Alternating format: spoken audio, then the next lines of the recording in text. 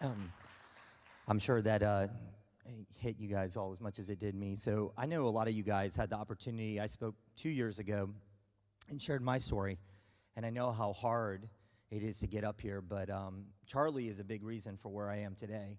And the one thing he didn't share is that he does more for most guys than I know in this community.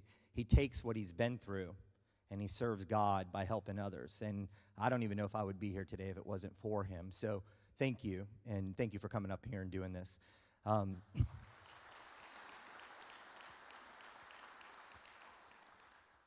So I get the opportunity to introduce our main speaker today, Brian Boucher. You know, God works in funny ways. I think it was 2 or 3 years ago, Brian was just passing through Ocala, and we have a friend in common, and he said, hey, I want you to meet this guy. So I was like, all right, sure. And Brian came in and just sat with me for about an hour, and I got the opportunity to know him. And he's just the type of guy that you can open up and share your struggles with. And at that time, as I'm sure a lot of you, I know a lot of you guys are business owners or run businesses, my purpose in life was about being successful in the world. And how my happiness was dictated was how well my business did for that day. And if my business didn't do well, I allowed it to affect me. So my circumstances really controlled my life. So over about a year time period, Brian spent some time with me and helped me discover my purpose. And it really transformed my life. You know, my days now, when I find my happiness, is contingent upon how many people I help, not about how the business outcomes are. And in a time like this, thank God I have that, because obviously there are a lot of struggles. But Brian is an amazing guy, and we're blessed to have him. Here's a little bio about him. Brian has been called the next generation motivator by Tom Ziglar. He's a best-selling author, international speaker, and co-founder of the Purpose Company. He's a former national journalist and a consultant who helps business leaders and companies meaningfully engage their talent by unlocking their individual purpose. Brian has personally worked with celebrities, United States military officials, presidential campaigns, and Fortune 500 companies. He's hosted SiriusXM programming and been featured in the Washington Examiner, the Washington Times, and the Economist. Brian, love to bring you up, and excited for everybody to hear your story and message. Thank you, brother. So, can I make a confession? Can I use this moment for a confession? I want to tell you something that I think about every day, pretty much every morning. And it's been like that for the last year. Every single day, I think about the day I'm going to die. Wow, right? Breakfast, thanks. Weren't you supposed to encourage us? I'm going to start with that. You think about the day you're going to die. That's nice. Good starter. So it's been like that for over a year because I was asked to, a year ago, eulogize my grandmother on my dad's side. And I wasn't just asked to eulogize her, I was asked to eulogize her on behalf of all the grandchildren, which meant that I had like 7 fellow grandchildren, cousins, judging me for everything I was going to say. That's not how I remember her. That's not what I remember about her. And I was sitting in the basement of my aunt and uncle's house at this little desk in the basement, and I was working on my eulogy. I'm a writer, but I had writer's block. I was sitting there in front of the desk, and I was thinking about my grandmother's life. She lived to 90 years old. 90. I'm sitting there. I'm 32 now, 31 back then. I'm thinking, man, if I lived to 90 years old, I got 59 years to go. 59 years to impact the people around me. 59 years to make a difference. And as I thought about that time, I thought about the preciousness of time. Because when you lose a loved one, when you lose somebody close to you, it makes you think about your own mortality, doesn't it? Who's felt that way before? Makes you think about it. And I had a couple of questions, so I started Googling, right? Distract myself from my writer's block, so I started Googling. Average age that somebody passes away in the United States, male, female, about 78 years old. Average time somebody starts contributing to society, 20 years old. If you don't go to college, 18. If you go to college, 22. Let's call it 20. 58 productive years available to you if you live the average. Now, I know some of you are thinking, wait, I'm going to live past the average. That's what I want to do. I want to go past 78. I mean, if my California wife has anything to do with my Southwest Virginia diet, I'll probably make it to 100 if she makes all the changes. All the whites are gone. Sugar's gone, flour's gone, gluten's gone, dairy's gone. It's all gone unless she's not around. Unless she's not around. And I make my friends sign affidavits. That's, I ate a salad. I ate a salad. But if I keep eating like that, I'll make it to 100. But let's call it 78. One question that popped into my head as I was sitting at that little desk, and I don't know where this question came from. I can't tell you where it came from. How long does it take to live just 1% of your productive life? 1%. Now, I know you accountants in the room have already done the math. You're way ahead of me. I need a calculator for everything, and I have to do it 3 times to make sure I didn't punch the numbers wrong. 1% on 78 is 7 months. 7 months. Did anybody sit back in their chair just now? Because I did. When I was working on that eulogy, 7 months equals 1%. Okay, so you lived to 88. It's 8 months. You lived to 98. It's 9 months. Decade just adds a month. 7 months equals 1% of your productive life. But wait a second. How long has this collective shutdown been going on? March? How long is that? 7, 8 months? All of us have lived a collective 1% of our productive life in the time that this thing that we're dealing with has been going on. 1%. So many of us, business owners, Kevin was talking about feeling emotional about it. I do. I feel that something was taken from me. The opportunity to make progress, the opportunity to help people, the opportunity to create relationships and connections, that's what I feel like was stolen from me. Anybody else feel stolen from? Anybody else feel stolen from? I got phone calls that represented hundreds of thousands of dollars in contracts in the first 3 days of the shutdown. I feel stolen from. Who's responsible for stealing? Come on, Bible study answer. Who's responsible for stealing? Steal, kill, destroy. I don't think it's Jesus. Steal, kill, destroy. The point of this season for the enemy is to steal, kill, and destroy. And hasn't he done some work? So what I want to share with you this morning is how to steal it back. I want to teach you how to steal it back. The first thing that you have to think about when it comes to stealing it back is to jailbreak your mind. What do I mean by that? One of my favorite moments in Scripture is when Paul is writing to the Philippians in prison. Church Philippi is writing to the Philippians. He's in prison, facing trial, facing possible death, staying in prison, getting out of prison, he doesn't know.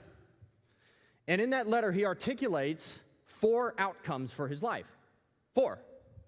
And by the way, I didn't go to Bible school, so this won't be a direct quote. This will be paraphrasing, because this definitely is the Brian Boucher translation. Kill me or don't. Kill me or don't, right? Kill me or don't. Keep me in prison or let me out. Those are the outcomes. With each of the outcomes, he articulated his pathway to victory. Kill me, great, thanks, I'm with Jesus. But if I have work left to do and you need my help, I'll stay here. You can keep me in prison, and I'm going to talk to the guard about Jesus, because I already have. And by the way, since I'm in prison, they're talking about out there how I'm in prison, and they're still talking about the gospel. And if you let me out, I'm going to talk about Jesus. 4 outcomes, I win every single way. So he was physically imprisoned, but mentally free. Do you see the difference? Physically imprisoned, mentally free. So the first thing you have to do is jailbreak your mind. You have to recognize that every single thing that the enemy sought to steal can be retrieved. Everything that the enemy sought to kill can be revived. Everything that the enemy decided he was going to destroy can be rebuilt. Can be rebuilt. It starts here. To free your mind, even if the circumstances feel like a prison. The first is to jailbreak your mind. The second is to weaponize gratitude. Weaponize gratitude. Gratitude truly is one of the most underappreciated weapons in the arsenal of your mind. Why is that? Because we got Thanksgiving coming up. A couple of governors think that maybe you shouldn't do that together. Everybody got their sense of smell, by the way? Everybody got their sense of smell? How was your food? Anybody not taste their food this morning? You got to leave. You got to leave if you didn't taste your food. You got to go. You got to go. Right now. We won't judge you. Just get out. Gratitude is one of the most underappreciated weapons in the mental arsenal, okay? How do we remember gratitude oftentimes? Thanksgiving, there's the kid table, and usually it's a folding table because the dining table can't host the adults and the kids, so there's a folding table. And depending on where you're sitting at the folding table, your knee is definitely going to hit the leg. And it's bruised, for sure. That hurts. Thanks. And mom or dad comes to the end of the table and says, "What are you grateful for?" I don't know, just want to eat. My PS5? Grateful for my PS5. Can I eat so I can go play my PS5 in the basement with my friends? This is boring. That's what we think of gratitude when it comes to Thanksgiving. But gratitude is so much more powerful than that. You know what's funny about gratitude? They've done brain research on gratitude. Brain research on gratitude, on prayer, on meditation. It actually triggers something in the brain, parasympathetic nervous system, rest and relaxation response. Isn't that fascinating? The creator of the universe designed your body to go into a rest and relaxation response when you articulate thanks, when you articulate praise, when you articulate worship. Gratitude is powerful. Done this before. Why are you thankful that you're going through that? And you'll literally watch somebody's entire countenance just change in a moment to go from red hot with anger to just, "I'm much better. I got some more color in my face." So it's a powerful, powerful tool, and I'll share with you a story. Somebody that I work with is a financial advisor. He's become a very close friend of mine too. And when he and I met, he was going through a little bit of a purpose crisis.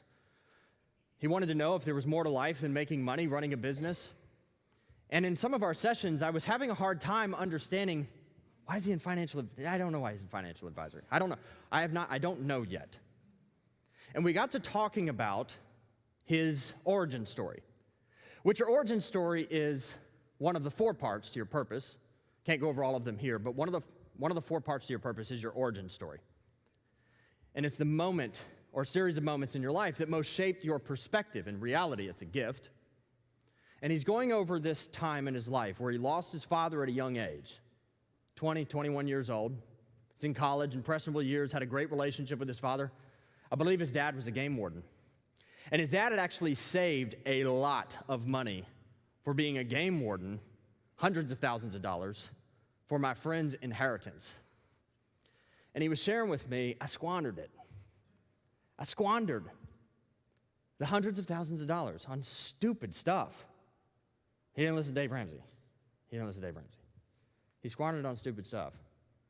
And he said, I feel like a fraud. How can I possibly give people financial advice having squandered my dad's inheritance? How can I do that? I'm a fraud. Why am I even in financial advisory? And so I asked him, why are you thankful that you squandered your dad's inheritance? I asked it just like that. Why are you thankful that you squandered your dad's inheritance? What'd you learn from that? He said, I know better than anybody what it means to not be a good steward over my finances, to not save for the future, save for my investments, save for my children. And he went on and on and on, and I just wrote and wrote and wrote and wrote. Because there's something powerful about gratitude. Gratitude is the beginning of great beliefs about yourself and your circumstances. If you believe that this season will only get worse, that's what you will see and that's what you will get. You get what you believe. So he started going on and on and on. I'm so thankful for all this perspective. I said, it sounds like you're really qualified. Sounds like you're more than qualified to implore people to be responsible with their finances. And I told him, all right, I want you to share that story in your next sales appointment. He's like, are you crazy? Are you out of your mind? This was a nice little exercise, Brian. Appreciate that. But no, I'm not sharing that in my next sales appointment. I said, pick a smaller one. Pick a smaller one. Pick one that you're not sure if it'll close. I got a text message a few weeks later And he said, I'm about to close the biggest deal of my life. And the commission's $500,000. The commission, not the deal. The commission's $500,000. And he sent that to me in a text. He didn't even call me. So I called him, because I'm going to hear about this. I called him. I said, story, please, full details. What happened? Share my story. Okay. $500,000 commission. And then I said, really important question. How close in amount is the commission to the inheritance that you feel that you squandered? And with a wink, he said, it's pretty close. You see, that what you thought was stolen from you, that what you feel has been taken from you in this season, if you will free your mind from the circumstances and the opinions of others and refashion your beliefs with gratitude, anything that you feel that's been stolen from you can be restored, maybe even more so. And I'm not just talking about money, I'm just using that as an example. I feel like what's been stolen from me is the ability to get in rooms like this and do what I absolutely love, which is to help people know their exact purpose in life and what to do with it in their job and their entrepreneurship. I feel that has been stolen from me, and I have been forced to figure out how to do that digitally. And it's given me such a gift to know how to do that digitally and how to do that effectively. So it's not just money and resources and business growth that we feel that's been stolen from us. It's so many other opportunities. Rich creation of relationships and what we can do to lead people closer to God in a loving relationship with Jesus. So weaponize your gratitude. The third thing I want to share with you is know your purpose and help people. Know your purpose and help people. And there's that big P word, purpose. Anybody ever been frustrated with that word? Anybody ever been frustrated with the word purpose? Anybody ever thought that the word purpose was a tad bit emotional? And I know I'm in a church, but somewhat over-spiritualized. Anybody feel that way? That's how I felt. 6, 7 years ago, I was broke, divorced, laid off from my dream job. I was a national journalist covering government corruption and terrorism. Got it right out of school, so excited. Year later, laid off. Year later, divorced. Same month, the layoff and the divorce. Same month. And I also had this undealt with childhood sexual trauma that happened to me when I was about 7 or 8 years old. All this stuff bearing down on me in that moment. And I had all these mentors that were telling me, find your purpose, find your purpose. They sounded like those seagulls in Finding Nemo. Mine, find your purpose, find your purpose. I was so annoyed with it. Because none of them told me how. None of them told me how. It was just find it. And I thought to myself, do I need to just drive to the top of a mountain and discover this in a sunset? What if it's rainy? Do I need to backpack through Europe or book a trip I can't afford and find myself? And I was so frustrated. I was selling, ironically, busted, broke, divorced, dealing with all this stuff. I was selling self-help products out of a one-bedroom apartment in South Florida. A lot of help I had to offer. And we were working off of a sales script because I wasn't a good salesperson. I was not a good salesperson. I had a script. And I was on the phone with this lady who was probably in her mid-50s. And she said to me, I was in the middle of a canned question. And she just said to me, Brian, listen, stop. I can't buy anything from you. I hadn't even got to the offer part. I thought that I had left her under the illusion that I was just helping her on this wonderful strategy call. She knew she was being sold. So she stopped me and she said, listen, Brian, I can't buy anything from you. I don't even know my purpose. I don't even know my purpose. I didn't have anybody in sales? Who's in sales? Pretty much everybody? Okay. I didn't have an overcoming objection for that one. I don't know my purpose. I can't buy anything from you. It's not in the script. It's not in the script. What am I supposed to do with this one? She triggered something, though, because in a moment of honesty, sarcastic honesty, I just kind of sat back in my chair on the phone, and I'm like, I don't either. She wasn't going to close. I don't either. I don't know my purpose. I'm so sorry that I can't help you. I encouraged her. She got off the phone, and that night I sat down with a legal pad, and I just started writing everything that I had ever heard about purpose, what motivator said, what scripture said, what all kinds of things said. And my primary question was, this is so emotional, it's useless. There's got to be a more practical way to discover your purpose. And that's how I ended up creating what's in front of you on the table. But through that process, I discovered this: a definition of purpose that's usable, practical to the human experience. Purpose is what you have inside of you to help others. I'll say it again. Purpose is what you have inside of you to help others. And since all of us are searching for fulfillment, I'll tell you that one too. Fulfillment is the result of helping others with your purpose. Fulfillment is the result of helping others with what's inside of you. And how did I come to that conclusion? Do you guys remember that part in Scripture where the Pharisees, those super judgy guys, walked up to Jesus and said, which of the commandments is the most important? Remember that question? Do you think that he ever just in his head just went, really, guys? You got something better? You're trying to trip me up here. That was easy. He didn't pick one to the exclusion of 9. He summarized 10 into 2. He summarized all of them into 2. He said what? Love God. And the other is like it. Love your neighbor as yourself. Love God, love others. Now that's what I call general purpose. That's all of our responsibility. To love God with everything we got. And also, love others. Back to this question of how. How do we do that? How do we love others? Is it with our words? Is it with our actions? Sometimes it can be both. But our goal is to help others. Helping others is loving others. Transforming others' outcomes is loving others. Giving people before and after experiences in their life that shows that you care about them and their situation. That is loving others.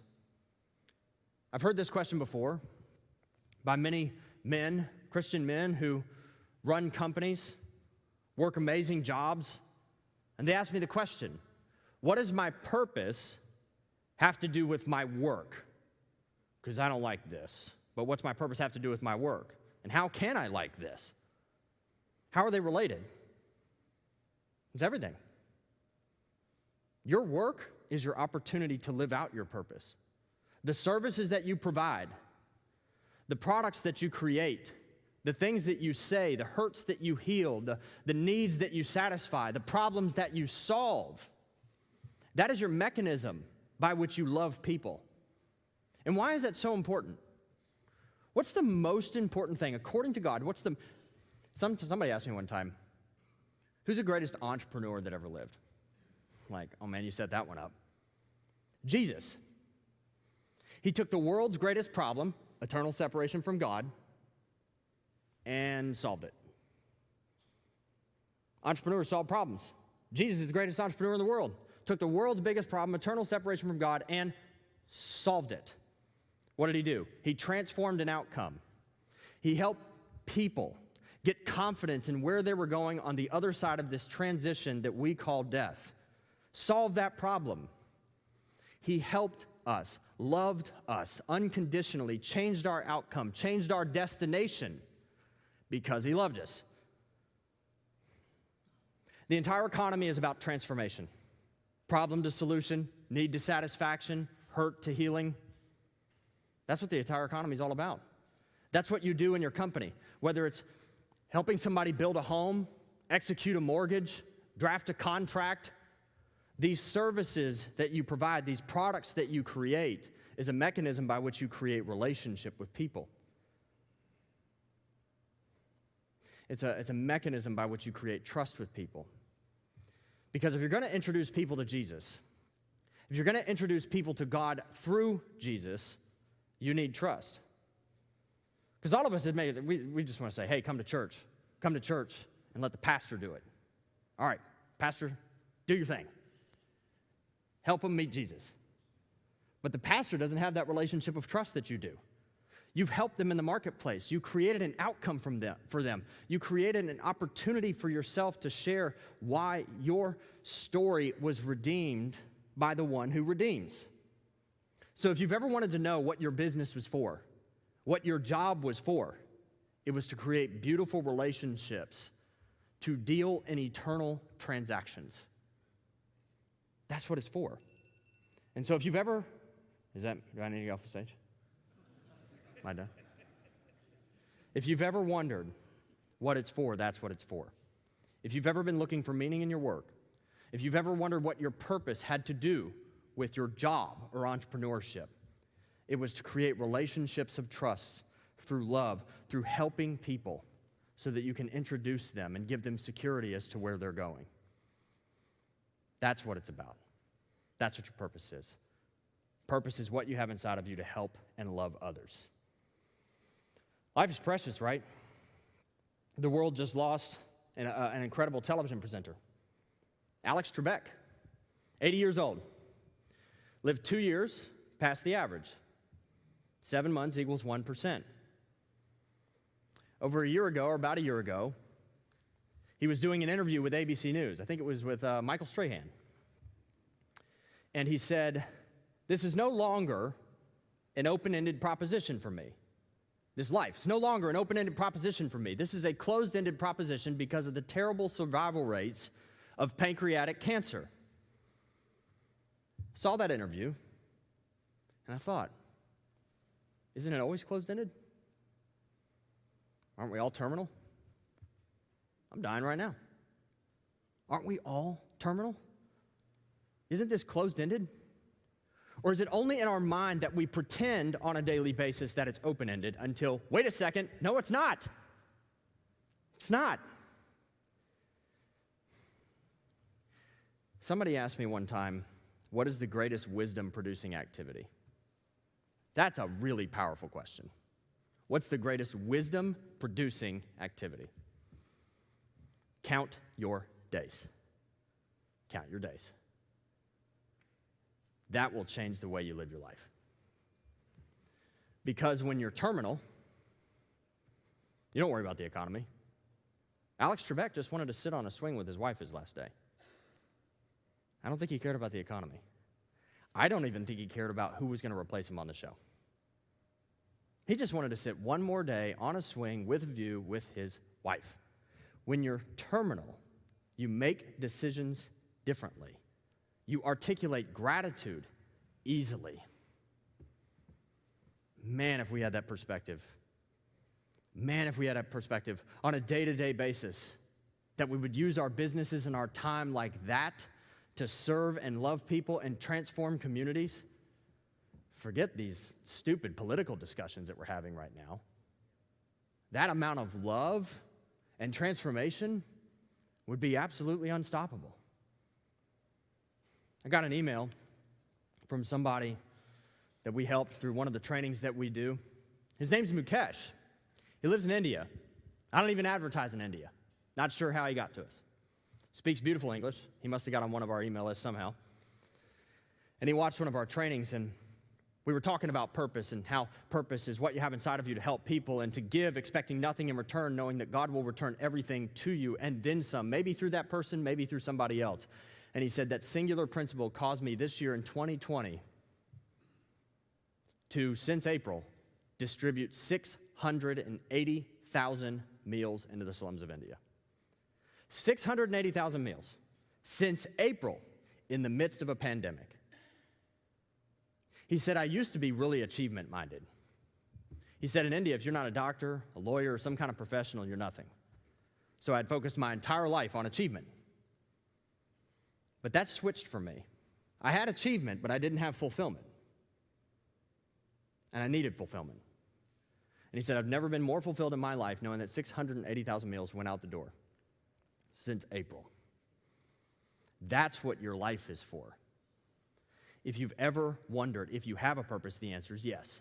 Do you need to discover it? Absolutely. Is it the best thing you could ever do? Is it the best journey you could ever go on? Absolutely. Is your work your opportunity to live it out? Absolutely. It's your platform. A lot of people think purpose or your job is your purpose. What if you get fired? Do you not have a purpose? Your job is your platform by which you live out your purpose. That's what I want to leave you with. And I also want to leave you with this. If you've ever had a question about God, about your purpose, about where you're going on the other side of this transition, on the other side of this transition we call death, if you've wanted security in that, you can have that security today. No matter what you've been through, no matter what you've done, No matter how far away you feel from God, no matter how many failures you feel like you got to stack up in a trash can, you can't work your way there, by the way. You can't work your way to God. It doesn't work that way, right? Why? So that no man can boast. It's a gift. Just like your purpose is a gift, it's a gift. And you can't do anything to earn it. And if you want to have security as to where you're going on the other side of this transition we call death, I want to talk to you. There's people in the back that want to talk to you. Don't leave this room not dealing with that. Don't leave this room not dealing with that. You don't know when. And why? Why publicly? Why would I need to go talk to somebody? It's fascinating in Scripture. Every time that Jesus called someone, he called them publicly. That's why.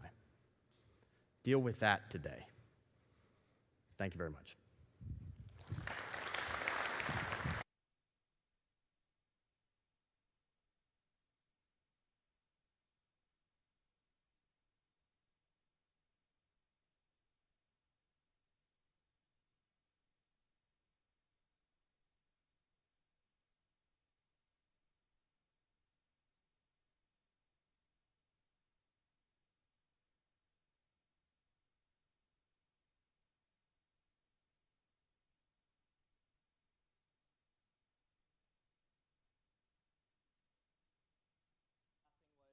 If you don't know the Lord and you'd like for us to pray with you, please come to the back. We'll be there. Thank you so much. You guys have a blessed day. We love you.